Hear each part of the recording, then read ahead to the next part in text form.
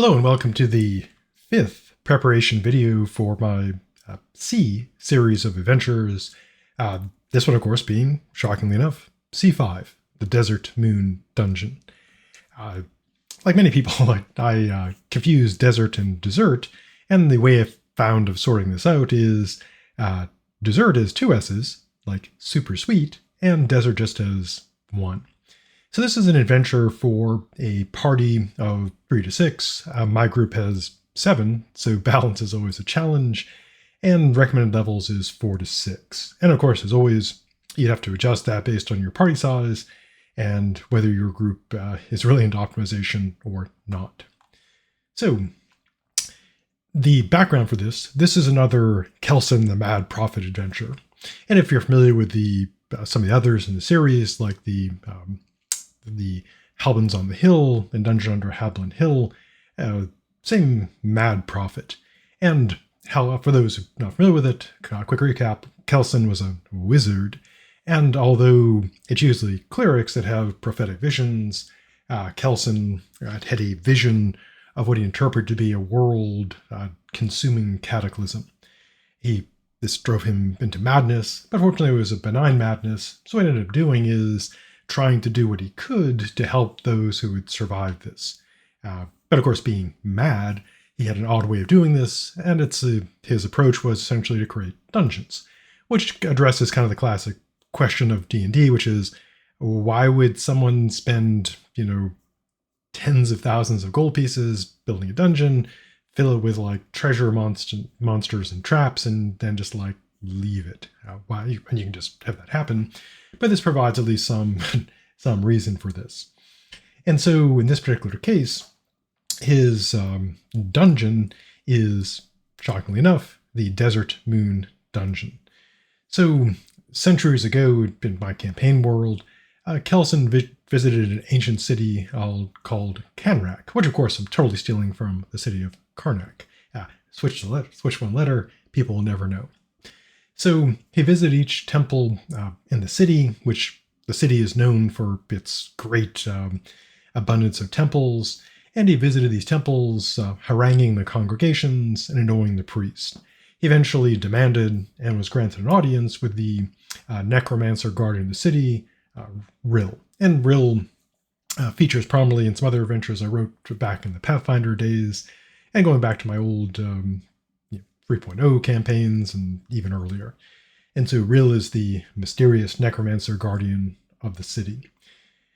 Rill listens to Kelson and finds his mad reasoning persuasive, and with his aid, Kelson ends up creating 3 magical oases in the desert, and above one of these he constructed his magical moonlight dungeon. And he populated it, of course, with moonlight-themed creatures, including a werewolf who is a criminal and scheduled for execution, being beheaded by a silver axe in the city of Karnak.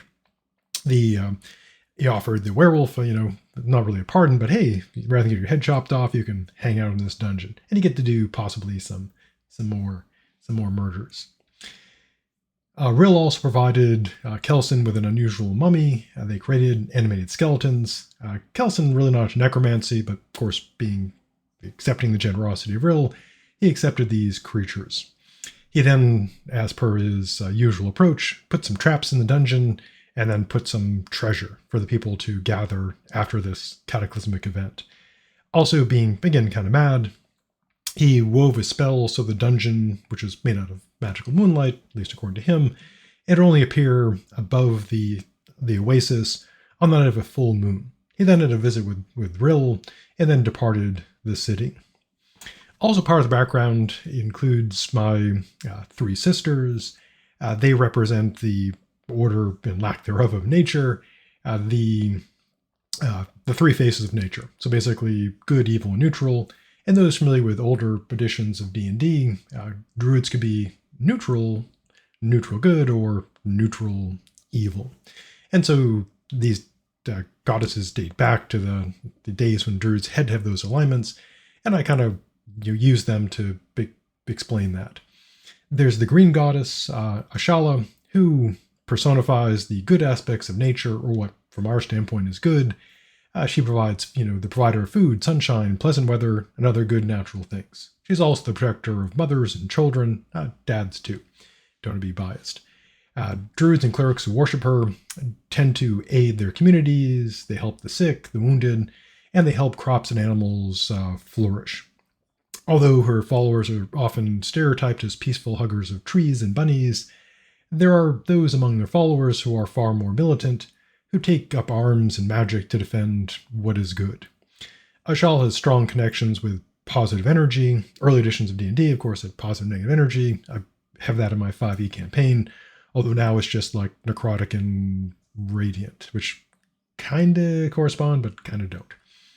And so Ashala has a plane of her own, which I call the Verdant Fae, which is kind of like the Feywild, except it's a positive energy reality. It parallels our own, and not surprisingly, it's a direct ripoff of the idea of old stories about there being a parallel world with our own, in which live the Fae. Her sister is Durana, the Blue Goddess, and she's a personification of the balanced aspects of nature, the neutral.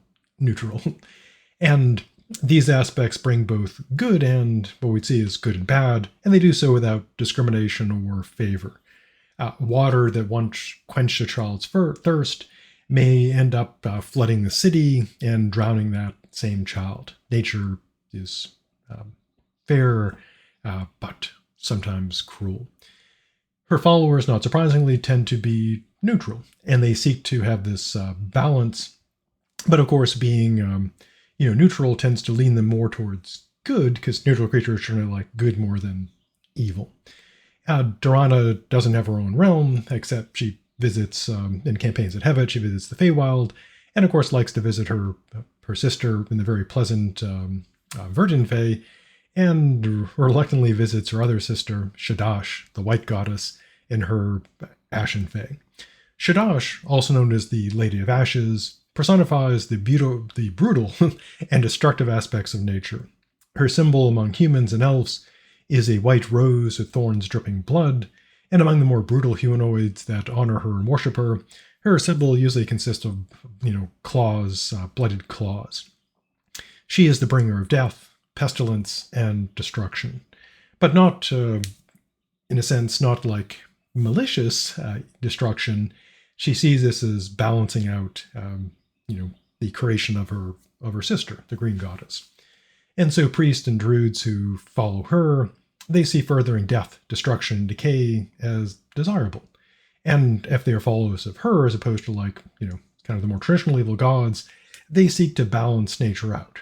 And so, whereas someone who's totally devoted to chaos and evil and destruction would just keep killing forever, a follower of Shadash, though evil, would recognize the balance of nature and would not overdo it. Although they might get a little enthusiastic.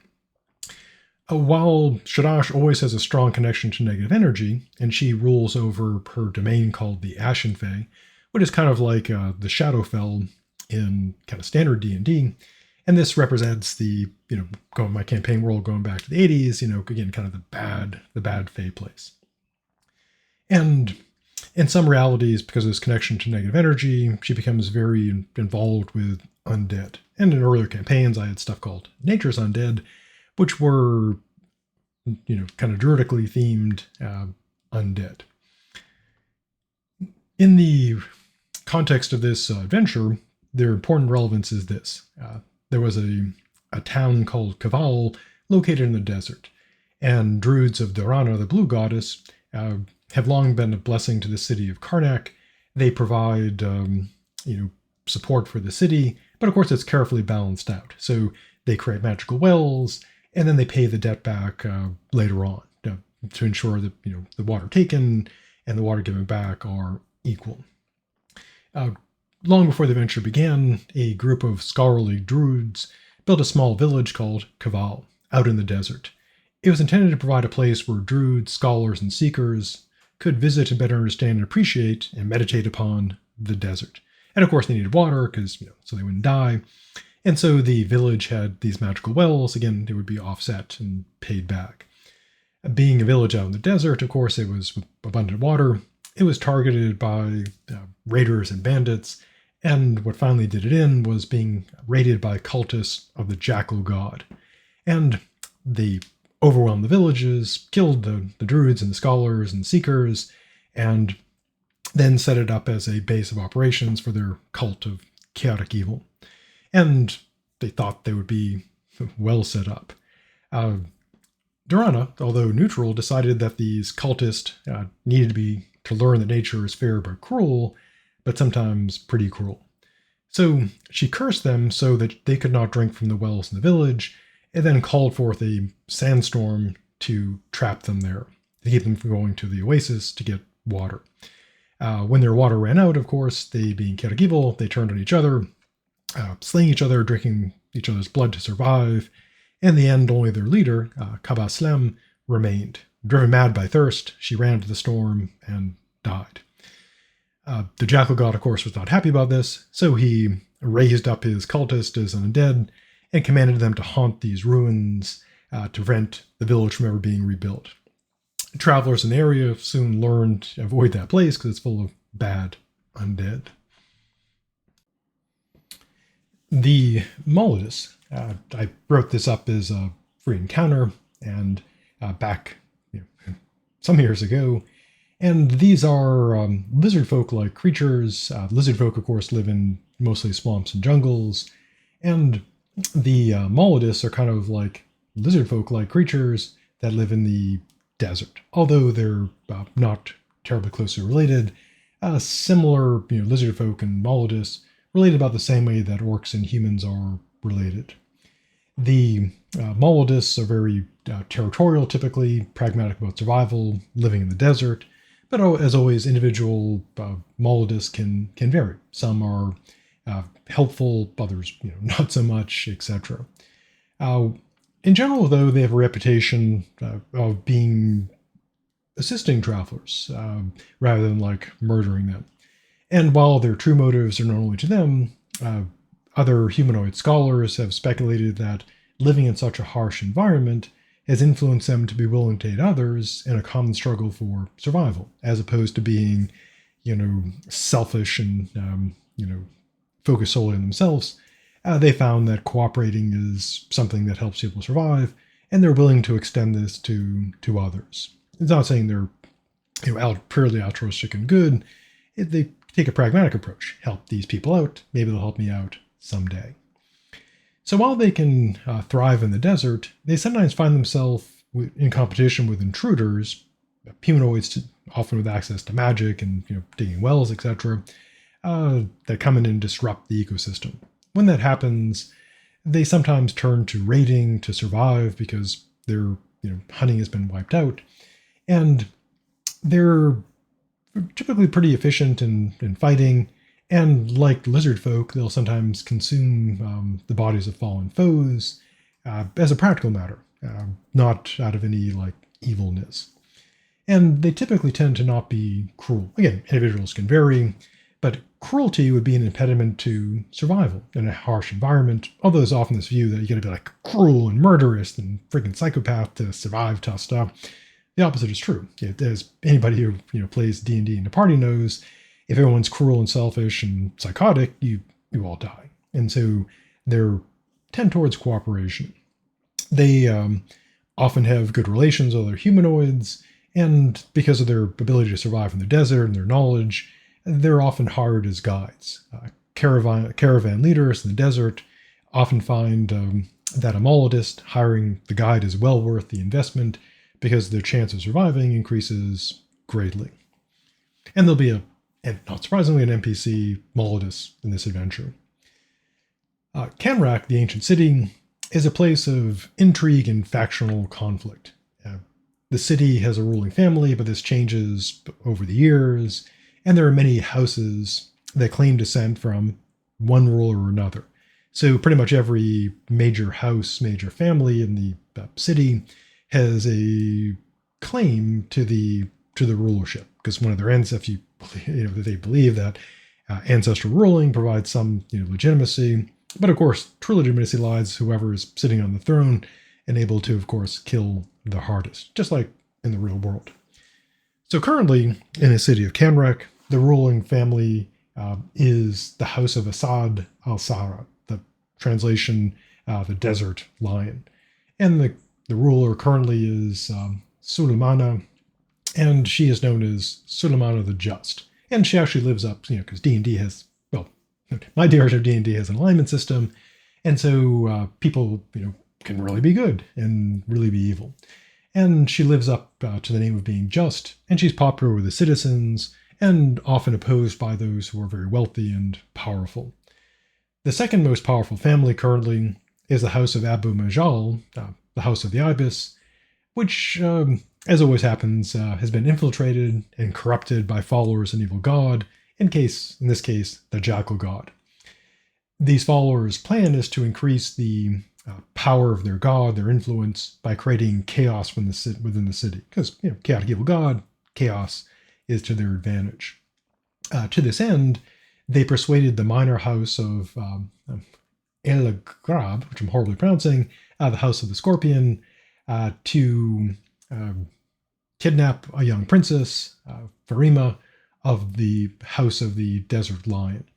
And although she is the youngest child of the Sultan, agents of the Jackal God have learned that she's joined the Karnak military and will be serving as a sergeant in a minor desert outpost.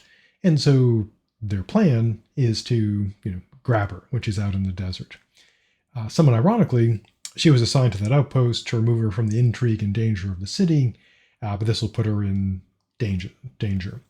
And so the House of the Ibis will, because of the Jackal infiltrators, will get the House of the Scorpion to send some of their agents to replace two of the guards, and they'll arrange an attack by bandits by paying them to try to capture the princess and use her as a pawn in the politics of the city. So that's the setup. So how do the PCs get involved in this? So if the PCs played in C4, Dungeon Under Hoblin Hill, they would have found, assuming they got all the way through and grabbed all the treasure, they would have found Kelson's notebook. And they'll find the cryptic clues that will lead them to this adventure. And one of the clues is a poem written over a folded map of the city of Kanrak. The map is stuck in the notebook, and the poem is here, so the PCs can get the clue. So the poem is also, in addition to guiding the players towards the dungeon, it's also a key to the dungeon. As reciting the poem on the stairs will open the doorway to the dungeon, magical doorway, allowing them to go in and do their usual murders. So if the PCs are part of the Adventurers Guild, which is the background assumption for all these adventurers, they can go to the library branch and learn about Kanrak. That it's an ancient human city in a desert land, reputed for its many temples, libraries, and schools, as well as its endless factional conflict between the ancient houses. Legend claims that the city is guarded by Rill, an ancient necromancer of unknown origin. Stories claim he is benevolent, thus breaking the usual necromancer stereotypes. Detractors, of course, claim that his alleged benevolence is but a deception. Skeptics claimed he is a myth created to deter people from attacking Kanrak. The PCs can also find, if they want to delve deeper, they can find a copy of Miriam Hassad's History of Kanrak, and this dense and mostly dry tome contains reference to a visit to the city by the wizard Kelson, who caused a disruption in the city, and the book claims correctly that Kelson requested and was granted an audience with Rill. The author briefly departs from her objective description to praise Kelson for creating 3 oases in the desert, knowing that these have saved many a lost caravan. One of these oases, she says, is the location of a mysterious set of stairs that lead upwards to nothing but sky. She does mention that a tribe of Molodus, lizard folk like humanoids in the desert, that they have reported seeing a building made of solid moonlight at the top of the stairs. And the claim is that numerous adventurers and bandits have tried to get access to the structure, but have failed. Now, as the adventure depends on the PCs finding the dungeon, whatever means to get the PCs involved, I guess, should be used. So, kind of a last desperate thing would be someone else learns about the dungeon and hires the PCs to go there. Now, in terms of the likely order of events, and I write adventures in a way that are not strictly on rails, and PCs, of course, can just go off on their own, but this is what's likely to happen, sort of as planned. So first, the PCs will arrive in the city of Karnak, and because they're presumably members of the Guild of Adventurers, they'll have access to the teleportation magic of the guild, and they'll be teleported there. The agents of the guild will recommend that when they go in the desert, they travel with a caravan so they don't die. But of course, they're free to die if they wish. Assuming that they decide to travel with a caravan of soldiers, more on that in a bit, they'll head out to the outpost. They might have an encounter. The PCs won't know the sergeant in charge is actually the princess, the classic, unknown princess deal. And they'll get to the outpost, and that's where the attack will take place. The House of the Scorpion, the faction will attempt to kidnap the princess, and they've hired bandits to attack as cover. And so the PCs, assuming they go along with this, they'll not along with the kidnapping, but assuming they're at the outpost, they'll have a chance to fight the bandits and infiltrators. And then as they head onward, they'll find some cursed ruins. And usually PCs can't resist ruins. They'll fight the undead, and they might go to the other oases looking for the correct one. And finally, of course, the actual Moonlight dungeon. Although it's not intended to be like the city part of things, it's not intended to be the big part of the adventure, I did include details about Kanrak. It's a vast ancient city, and the guild hall there, they have a large guild hall, and the PCs will be transported there by the guild. As always, the operator will be Kelly, the young wizard, and she'll give them the return code back to wherever they came from, assuring them, of course, her counterpart in Kanrak could do the same thing, but you can never be too careful. So they'll teleport through into the city, and they'll meet Kelly, who looks exactly like Kelly, but claims to have no relation to her. The city has a very large guild because out in the desert there's vast ancient ruined kingdoms, so lots of places for adventurers to die. So the guild, to keep the PCs from running afoul of all the intrigue, they'll assign Kepthep, an undead adventurer and a member of the Order of White and Gold, to assist the PCs. Kepthep is a neutral mummy ranger with a mummified alligator, known as Grebby, as his compatriot. Kepthep will welcome the PCs, and he will, immediately warn them to not talk about their job, because although the guild forbids poaching among the guild members if they want to remain in the guild, the temptation might prove too great, and of course people who aren't in the guild have no qualms about poaching adventurers. He'll give them a quick tour of the hall, show them the equipment shop and other features, and the PCs can use the usual services of the guild. And of course, as the guild hall can exchange coins, they'll accept the PC's coins at full value. One of the perks of the guild is you get to do that. You get to trade your coins at no loss. Kepthep will recommend they secure a guide and recommend Karamcha, a Molodus guide known for her competence and reliability. The PCs, of course, can just run out to the desert on their own if they wish, but the presumption is that they'll get this guide. Karamcha is a Molodus skilled guide, got the appropriate guide skills, and she'll offer her services for 50 gold, and she'll recommend that they rent or purchase camels from the guild. They sell them for 50 gold, renting them for 25 gold up front and a 25 gold deposit.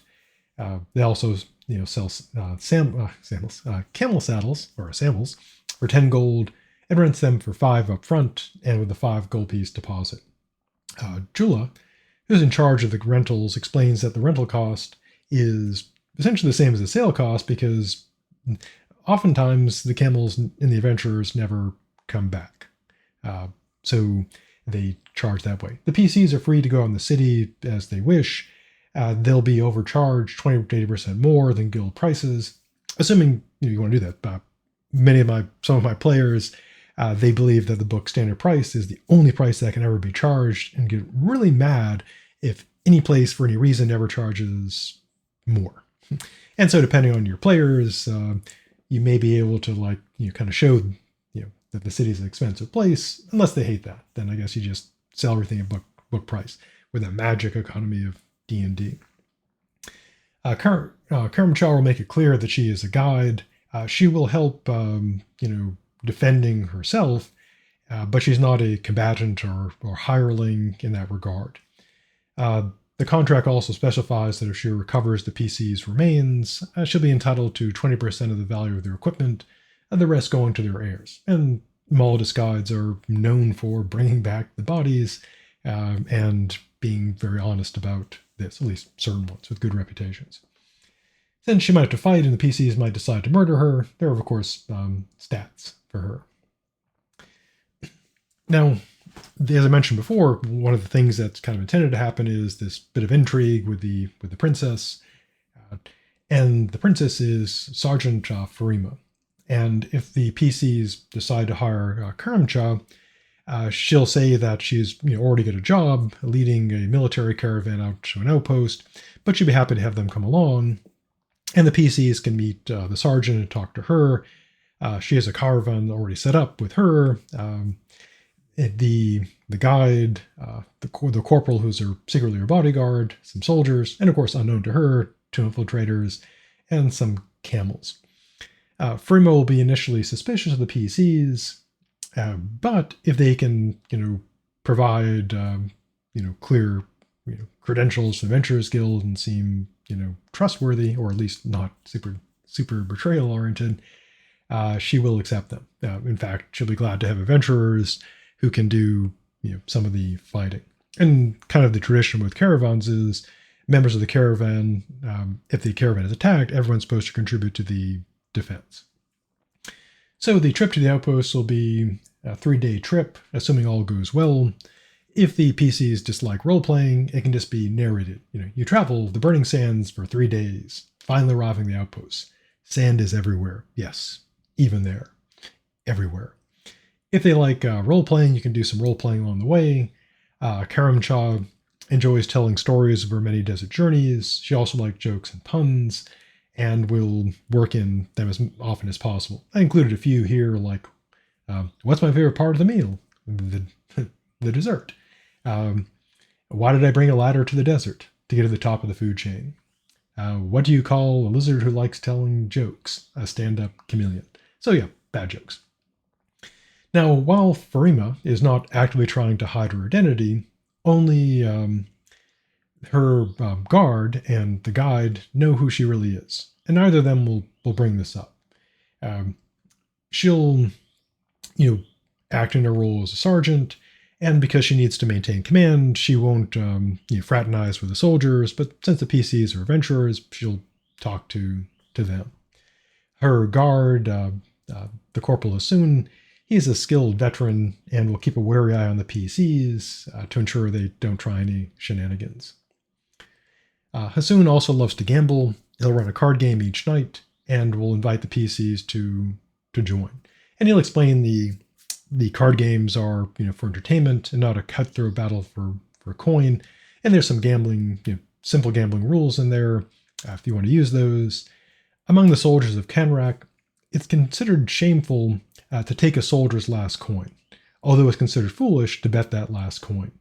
Among the soldiers of the city, the phrase bet your last coin is used to express desperation or foolishness. The common soldiers will be very interested in hearing the PC's stories about the monsters they fought, the treasures, etc. And as I mentioned, there are 2 infiltrators, Kalesa and Husa. Husa is a very quiet person and prefers to keep an eye on the events, while Kalessa is very flamboyant and outgoing. 3 times a day, Husa will burn a stick of incense, and pretend to pray. And although, while she's not very devout, she'll use this to explain why she has so much incense with her and why she's always burning it. And of course, this is a setup because later some of the PCs just don't kill her right away. She'll use that to poison the other guards. The infiltrators will be very careful to stay in their roles, and they'll be interested in the PC stories, especially learn their combat abilities. The infiltrators shouldn't be exposed early because if they're just killed, the rest of the story falls apart. But if the PCs just start murdering people, well, there you go. And the infiltrators will also set up that one of them is very much a night person, etc. Again, they'll use to kind of plausibly set up what they do at the outposts. And of course, they're the stats, because in case they'll be fighting the PCs. Again, sometimes they decide to just murder everybody. The sergeant is basically kind of like a slightly better noble. She's got the usual armor, decent hit points, decent stats, pretty low challenge rating, the ability to parry, got some loot. She's competent in her role, knows how to fight, within her challenge rating. Her bodyguard is a veteran, Corporal Hasoon. He's got decent stats, decent hit points, and is a veteran.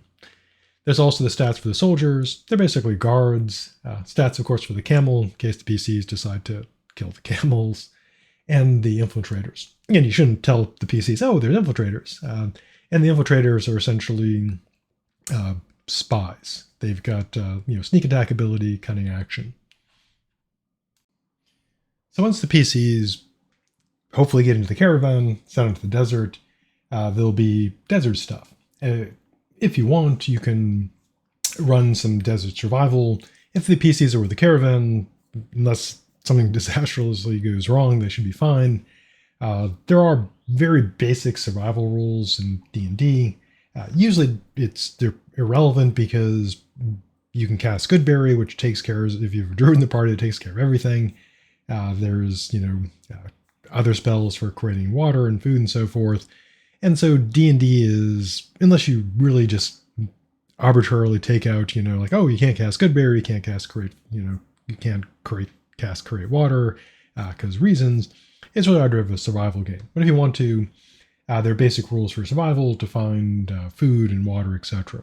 But generally, D&D is kind of terrible as a survival game. And here are the very basic rules for that. There's a desert area map. The PCs start off the map and then journey to the outpost. Then they'll head up and they'll go possibly to the ruins. Then there are the 3 oases, one of which is the real one.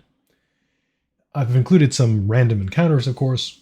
And with random encounters, you can always do like a roll, or what I always do is just decide, hey, they're just going to fight this. And as far as the players know, a random encounter or plan one, indistinguishable. And so, but if you like random encounters, got the old classic table, roll randomly to see if they encounter something. And I've included some monsters based on real desert creatures. So there's a giant wind scorpion, real thing. It sounds cool. They're also known as camel spiders. They're basically not scorpions, not actual spiders, and they work by basically biting things. And again, they're a real thing in the desert. Obviously, not like big and giant, and they're very bitey. There's a giant sidewinder, snake, of course, and a giant Gila monster that is also very bitey. So some pretty basic desert bitey things. And of course, it wouldn't be a desert adventure without the giant scorpion. Once the PCs get through the desert, you could have them have an encounter, along with a caravan with like one creature, which they should be able to just decimate it, and then arrive at the outpost.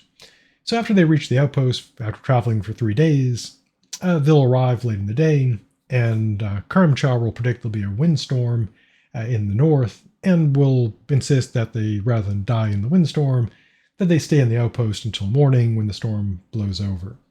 The garrison the caravan is replacing, led by Sergeant Leslar, but is a desert elf, and he knows the area with fairly well, and he also his corporal is Jeckham, a Molodus scout who knows the desert super well, and the sergeant will hand over command to the new sergeant and take the camels and then head out back across the desert. Now, if the PCs insist on just running out to the desert, they of course can do that, and you can decide what kind of storm will take place, and they would just completely miss the outpost events, and that's fine. Players often do that. I've included the map for the outpost. These structures are built upon scavenging from the ruins of an ancient city in the area. The desert is full of ruins because, of course, it is. And they built 4 structures, and the structures are a barracks with a quarters for the sergeant and like a tower, allowing a place to look over the vast sandy desert. There's also, since the outpost is designed to house travelers, it has 2 areas for doing that, and there's also on the other side here a place, a mess hall with storage and a cooking stove for cooking, and these are just ruins protruding from the desert. So the 2 infiltrators will ask for the night watch, and they've already kind of set this up during the travel with the caravan, setting themselves up as this is the kind of thing they do, so it'll seem normal. There'll be 2 other soldiers assigned, and the PCs, of course, can post their own watches. They'll be in either here in one set of travelers' quarters or the other, and once things settle down, they'll go to work. So the infiltrators will use their sneak attack to quietly kill the soldiers they're with, and then Husa, having done all her incense thing throughout the journey, making the PCs think that she's very devout, she'll set up the incense that's actually poison, and this will render the guards probably unconscious. You can, as a DM, there's kind of 2 schools of thought here. One is just, the plot, has to go, where all the guards who communally fail their saving throws will be taken out, or you can roll for each one individually to see what happens, depending on how committed you are to, randomness or story. And the way the poison works, to make it work in the story even with the roll, is that people exposed to it typically won't wake up. It's not like really painful, or quite the opposite. In fact, that they probably wouldn't wake up. Once poisoned, a creature could be woken up by being damaged. So the plan essentially is that the poison is to keep the guards, take them out for the rest of the plan. The infiltrators will also try to knock out Karima, and you can decide once again, does she get knocked out? Does she make her save? How does this play out? And their plan is to knock her out, grab her, and get onto a camel, and then ride off into the desert. The classic, desert escape. The infiltrators have no interest in fighting the PCs. They don't care about them. If the PCs try to stop them, they'll say, honestly, this is not your fight. They have no desire to fight them at all. It's a matter of local politics. And so the PCs let them go, they'll be grateful, and they'll just head off. If the PCs try to stop them, their focus will be on escaping. They're not interested in staying and fighting with the PCs. They're interested in getting away. If the PCs, end up defeating them and capturing them, they can interrogate them. They'll, of course, try to lie, saying they were hired by the House of the Crocodile, and they'll, they actually don't know about the role of the House of the Jackal, so even if the PCs are able to effectively interrogate them, they will learn about that. If the PCs capture them, defeat them, take them back to Karnak, they will be tried and punished, and usually the punishment for doing such a thing would be execution. That's probably what will play out. There's also bandits attacking, because, of course, you can't have a desert thing without scorpions and bandits. And when the bandits get the signal, they'll which is one of the infiltrators shooting a crossbow into the air with continual light upon it, basically like a magic flare. And the leader of the bandits, Turin, believes he was hired as part of a political battle, which is super common in Canrack, so nothing unusual about that. In fact, it's true. And he'll have his bandits, and they've been hired to attack the outpost, and they got paid to do this. Plus, they get to keep whatever they can grab.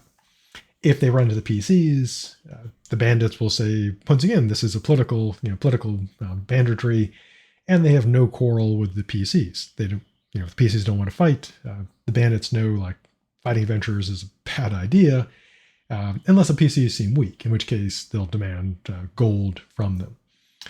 The bandits, their interest is get in, grab as much food, camels, and stuff as they can, and then flee off into the desert. If the bandits think the PCs won't murder them and they're losing, they are willing to surrender, and they'll of course try to escape. If they're brought back to Canrack, they'll go on trial, prison time, or actually most likely punishment, possibly execution. Usual thing would be the captain will probably be put to death because he's an established bandit. The other bandits, probably branding with hot irons, usually the thing on the face to mark them as bandits.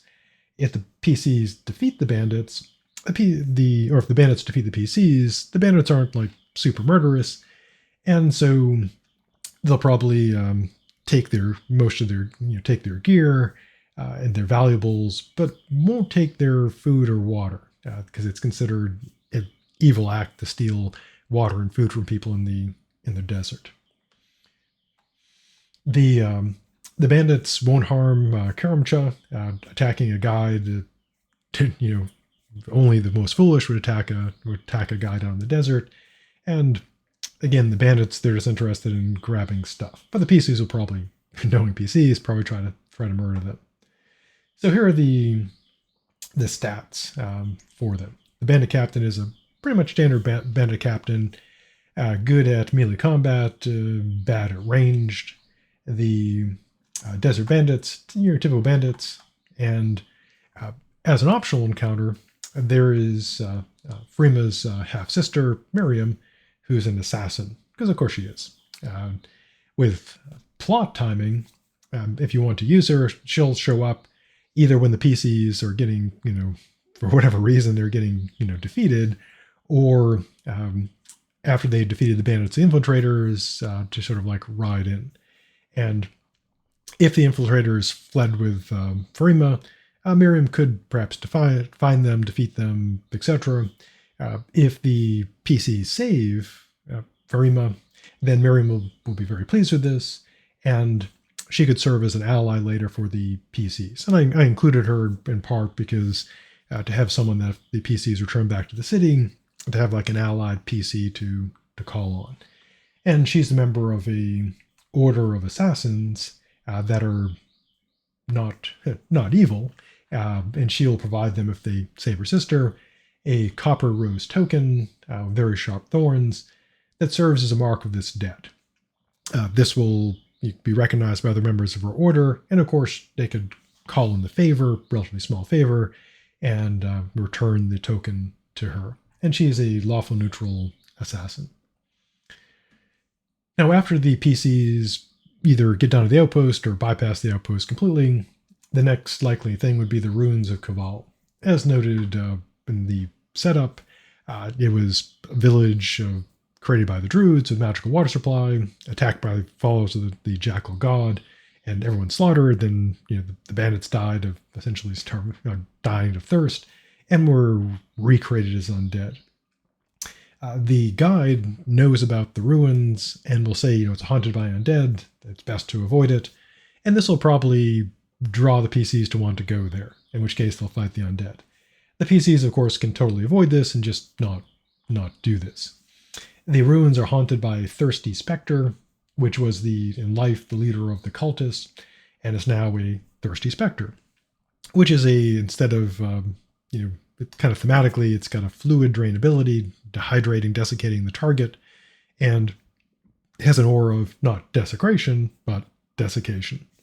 There's also a Thirsty Ghast, which was the second in command, which is Aghast, except it has like a draining bites and a desiccating touch instead of the paralyzing touch. In the Thirsty Ghoul, similar thing. Instead of doing the usual paralysis, they do extra damage. And they're chaotic evil, and they're very thirsty. There's also some zombies there, and of course a camel skeleton, because why not? The oases, they're all magical, drawing water from the elemental plane of water. Well, the desert druids have often said they're going to do something about that. They've decided not to tamper with Kelson's work, not knowing if he's like still around. And so they essentially just leave them alone. The oasis are clearly artificial. They're kind of a good modern analog would be swimming pools with magical water. And there's 3 of these. If the PCs don't have a guide, they'll have to go to each one of these to try to find one of the stairs. If they have a guide, Kremcha knows exactly which one to go to. And there are the stairs going up, and the ruins built of a structure built nearby. A merchant once hoped to use this as kind of a waypoint, and then bandits thought it was a great idea and attacked it and destroyed it. Now, the final thing is, of course, the main event, the Moonlight Dungeon. It's created by Kelson based on his own ideas, and it's moon-themed, because that's how Kelson looks at things. The dungeon is made of magical force, effectively indestructible. Hopefully, for the PCs at that level, shouldn't be able to destroy magical force. The walls are force, so nothing can physically pass through them. They're immune to all damage and can't be dispelled by dispel magic. And they work just like force does in the rules. If they happen to have a disintegrate spell, which they really shouldn't at this level, it will destroy a section. The walls extend to the ethereal plane. If the PCs are able to ethereal travel, it will still block them. The walls and doors are composed of force, and though the doors themselves don't have locks, they're just magical entities of force that do open. Arcane lock works on them, as would just barricading them. Now, true sunlight causes the illuminated sections of the wall, floor, ceilings to temporarily vanish. They just gone. And if the light is removed, the affected areas will be restored immediately. If somehow a creature is in the area when it's like restored, there's a saving throw to avoid taking damage. PCs probably can't unless they have, a sun sword. They probably won't be able to create true sunlight at this level, but who knows? I included it just in case. The dungeon is also magically warded to keep people from, teleporting through it, using portals, Dimension Door, Misty Step, etc. But they work within the confines of the dungeon. Essentially, it's to keep people from just blooping in. To explain why has no one gotten into the dungeon? Well, the reason why is they need the poem to get in. They just can't teleport into it. Once they're in there, they can jump around inside, but it keeps people from getting in. When the sun goes down and the moon comes up for a full moon, and of course this should be timed so the PCs arrive at the appropriate time, the dungeon will appear. And then when the sun begins to rise, the dungeon begins to fade, and eventually, of course, anything in it that's not part of the dungeon will fall through and possibly take falling damage. Here's a map of the dungeon, relatively small, with the following planned encounters. So this is where PCs come in. Then, of course, they can go in any direction they wish. There's a mini moon maze, which, of course, Kelson built because when he was, a young wizard, like many wizards, he thought mazes were cool. Complex mazes were cool. But then he realized that no sensible person likes navigating or mapping them. But he also knows that people expect minotaurs to be in mazes. So he compromised, created a mini maze that is pretty easy to go through, easy to map, and then put a minotaur, a moonlight minotaur, of course, in there. Then beyond the maze, there are 2 bull-themed traps that essentially charge forward and ram into things. And the stats have the stats for those. Here is a mimic room, because gotta have a mimic, and it's a moonlight mimic, of course. It mimics a treasure chest, because Of course it does. Then it's got behind it a little loot room with a secret door. And if the PCs happen to look up the dungeon from below, they would have noticed there's like this little protrusion coming out, and will probably go looking for that secret door. Inside the room is some of his notebooks of Kelson, which have lead-ins to other adventures. There's also a Hat of Disguise, Scroll of Alter Self, Scroll of Polymorph, kind of mimicky themed. There's also the werewolf, Keechurg, the wolf, and this has moonlight, trees made of moonlight, and which can be climbed. There's a magical fountain in the room that recycles continuously, and the treasure is a moon ring, of course. This is the mummy room, and the room is made to look like a tomb, and there's the stories of the mummy, Malthepa, and her story, and she's a strange moonlight mummy, where Rill did an experiment, essentially reversing the polarity of the mummy from negative to positive energy, creating a strange radiant mummy. They initially thought that it would bring her back to life, but she remained like undead, but positively powered or radiant powered. There's also some standard skeletons to give the player something to smash, and the sarcophagi. This includes the treasures of Moonstep boots. They don't call them moonwalkers, but that would be probably too much. A silver dagger, silver short sword, silver long sword, which could be useful for fighting the werewolf, assuming they go here first. And there's various notebooks dealing with the process of creating a moonlight mummy. And if someone studies this and they can cast Create Undead at the appropriate level, they could create a moonlight mummy in place of a normal mummy. There's also an ancient text on undead, negative energy and positive energy, that belongs to Rill, and it is one of the things that the players can be sent to get is, for another lead-in, is Rill wants his book back that Kelson borrowed. There's also the Manticore room with a moonlight manticore, of course, and it's got some pillars because it flies around, and in the room is a moonlight scimitar, as well as 40 20-pound jars of magical soil starter, when mixed with sand, creates fertile soil that is ideal for growing wheat. Again, Kelson's not has items, but also useful stuff.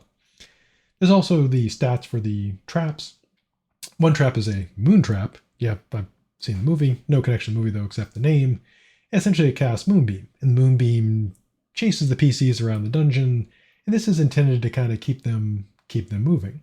And the charging bull statues. The stats, of course, for the monsters.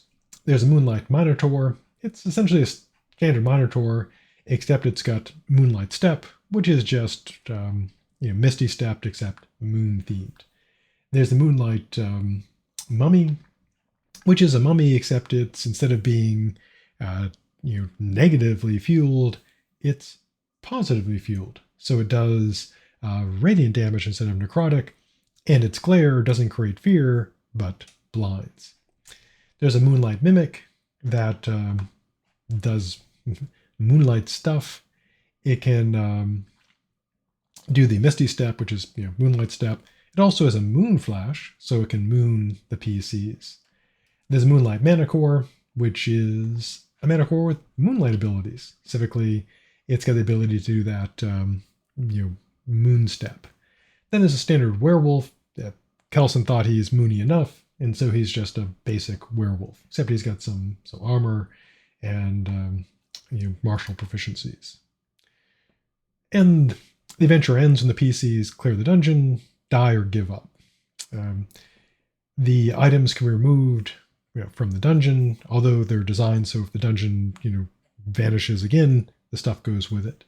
And the items include a Moonlight Scimitar, which is a +1 magic scimitar that sheds light. It sheds moonlight, not true sun. Although, realistically, of course, in the real world, moonlight is just reflected sunlight.